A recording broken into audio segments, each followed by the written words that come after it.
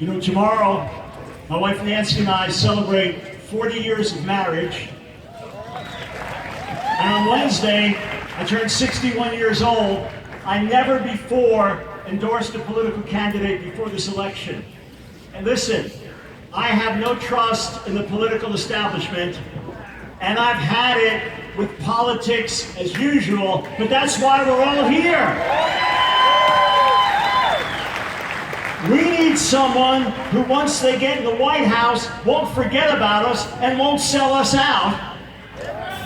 We need someone who'll keep their word. And a few months ago, when I met one-on-one for a few minutes with Senator Cruz, I looked him in the eyes and I said, "I don't believe you'll betray us." He said, "I give you my word, friends. I trust the man.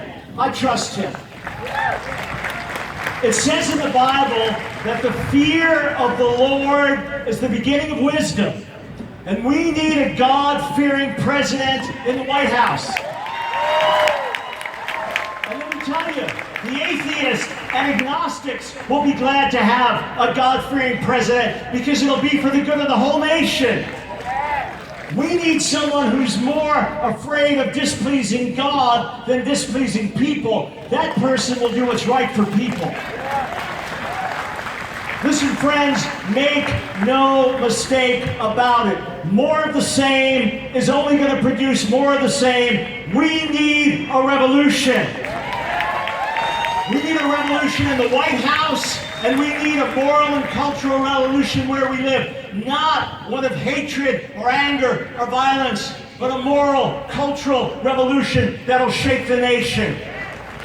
I mean, just think for a minute. In the course of one generation, we've gone from watching Leave It to Beaver to watching sex-filled, violence-filled shows like Game of Thrones. We've gone from watching Lassie as a family to being entertained by The Sopranos.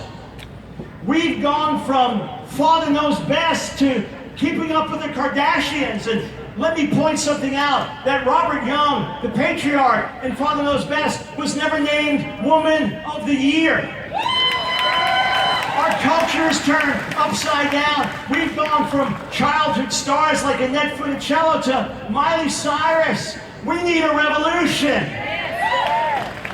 We've not only aborted more than 55 million babies since Roe v. Wade, reminding us of how critical it is that we get the right Supreme Court justice nominated. But look, today, more than half of all kids born to first-time moms are born out of wedlock. And our young teens are sexting each other on their cell phones, and they're cutting each other because they can't feel other pain. And they're killing themselves. They've lost hope. Our families are shattered. We need a moral and cultural revolution.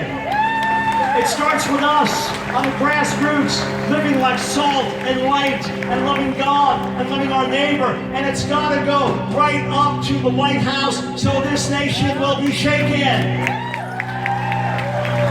We don't need a politician-in-chief who's going to tell people what they want to hear and go by the polls rather than what's right. We don't need a vacillator-in-chief who's going to reverse his position by the minute, depending on the situation and the audience. We don't need a provocateur-in-chief who will appeal to the worst fears and angers of Americans. We need a commander-in-chief. We need someone who will do what he says and say what he'll do. Don't vote for someone based on who you hope they will one day become.